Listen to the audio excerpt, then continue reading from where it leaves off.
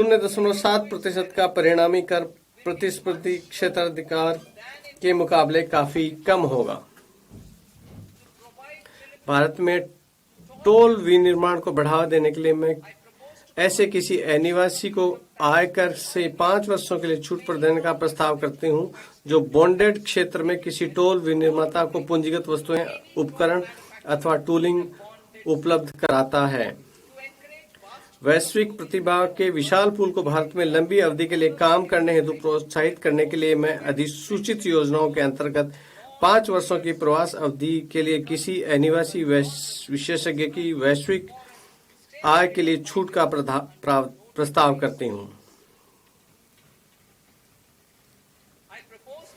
मैं उन सभी अनिवासियों को न्यूनतम वैकल्पिक एमएटी से छूट प्रदान करने का प्रस्ताव करती हूं जो अनुमानित आधार पर कर का भुगतान करते हैं। कर प्रशासन पे मैं भारतीय लेखांकन मानक में ही आय परिकलन और प्रकटन मानकों के लिए अपेक्षाएं शामिल करने हेतु कॉर्पोरेट कार्य मंत्रालय और केंद्रीय प्रत्यक्ष कर बोर्ड की एक संयुक्त समिति के गठन का प्रस्ताव करती हूं। कर वर्ष 2027-28 को आईसीडीएस पर आधारित पृथक लेखांकन अपेक्षाओं को समाप्त कर दिया जाएगा।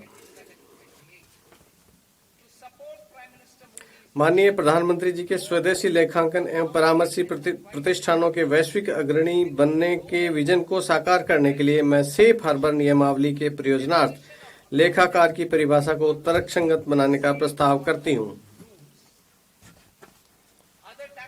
अन्य कर प्रस्ताव बायबैक के कराधान में परिवर्तन को इसलिए लाया गया कि प्रवर्तकों द्वारा बायबैक रूट का अनुचित उपयोग रोका जा सके। अल्पसंख्यक शेयरधारकों के हित में सभी प्रकार के शेयरधारकों के लिए बायबैक का पूंजीगत लाभ के रूप में कर लगाने का प्रस्ताव करती हूं। तथापि कर विमोचन के दुरुपयोग को हतोत्साहित करने के लिए प्रवर्तक अतिरिक्त बायबैक कर का भुगतान करेंगे। इससे कॉरपोरेट प्रवर्तकों के लिए प्रभावी कराधान 22% होगा। गैर कॉरपोरेट प्रवर्तकों के लिए ये कर 30% होगा।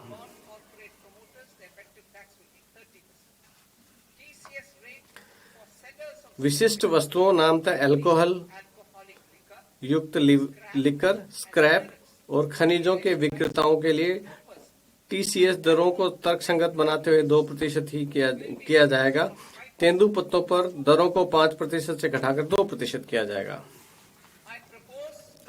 मैं वायदा सौदों पर एसटीटी को मौजूदा 0.02% से बढ़ाकर 0.05% करने का प्रस्ताव करती हूं। ऑप्शन प्रीमियम और ऑप्शन कार्यकलाप दोनों पर एसटीटी को मौजूदा क्रम से 0.1% और 0.125% से बढ़ाकर 0.15% करने का प्रस्ताव है। हमने वर्ष 2019 में कॉरपोरेट के लिए कराधान परिदृश्य में सुधार किया था, जिसमें कम कर दरों के साथ उनको सरलीकृत व्यवस्था उपलब्ध कराई गई ताकि वे कटौतियों और छूट का दावा करने के बजाय कारोबार पर समुचित ध्यान केंद्रित कर सकें।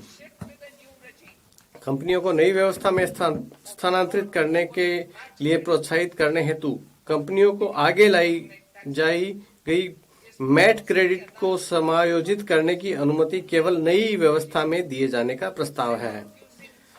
नई व्यवस्था में उपलब्ध मैट क्रेडिट का उपयोग करके समायोजन कर देयताओं को 1/4 की सीमा तक की अनुमति दिए जाने का प्रस्ताव है। मैट को अंतिम कर बनाए जाने का प्रस्ताव है।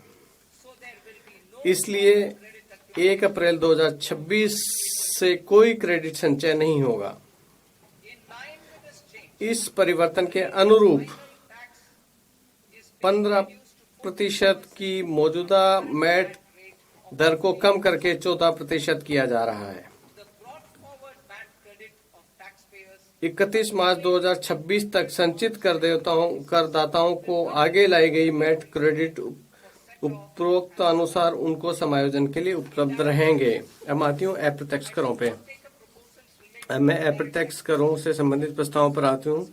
सीमा शुल्क और केंद्रीय उत्पाद शुल्क के लिए मेरे प्रस्तावों का लक्ष्य प्रशुल्क संरचना और सरल बनाना, घरेलू विनिर्माण को सहायता देना, निर्यात प्रतिस्पर्धात्मकता को प्रोत्साहित करना और शुल्क और प्रतिलोम को ठीक करना है। लंबे समय से चले आ रहे सीमा शुल्क छूटों को समाप्त करने को जारी रखते हुए मैं भारत में विनिर्मित हो रहे मदों अथवा जहां आयात नगण्य वहां पर कतिपय कूटों को हटाना चाहती हूं। इसी प्रकार किसी विशेष मद पर लागू शुल्क की दर का निर्धारण करने की प्रक्रिया और सरल बनाने के लिए मैं प्रशुल्क अनुसूची में ही विभिन्न सीमा शुल्क अधिसूचनाओं में कतिपय प्रभावी दरों को शामिल करने का प्रस्ताव करती हूं। अब मैं क्षेत्र विशिष्ट प्रस्तावों की चर्चा करूंगी। समुद्री चमड़ा और वस्त्र उत्पादों का निर्यात संवर्धन। मैं निर्यात हेतु समुद्री खाद्य उत्पादों के प्रसंस्करण के लिए उपयोग में आने वाले विशिष्ट नवनीतियों के शुल्क मुक्त आयात की सीमा को वर्तमान 1% से बढ़ाकर पिछले वर्ष की निर्यात कारोबार की FOB मूल्य का 3% करने का प्रस्ताव करती हूं। मैं विनिर्दिष्ट निविष्टियों के शुल्क मुक्त आयात की अनुमति जूतों के ऊपरी हिस्सों के निर्यात के लिए देने का प्रस्ताव करती हूं, जो वर्तमान में चर्म अथवा सिंथेटिक फुटवेयर के निर्माण के लिए उपलब्ध हैं।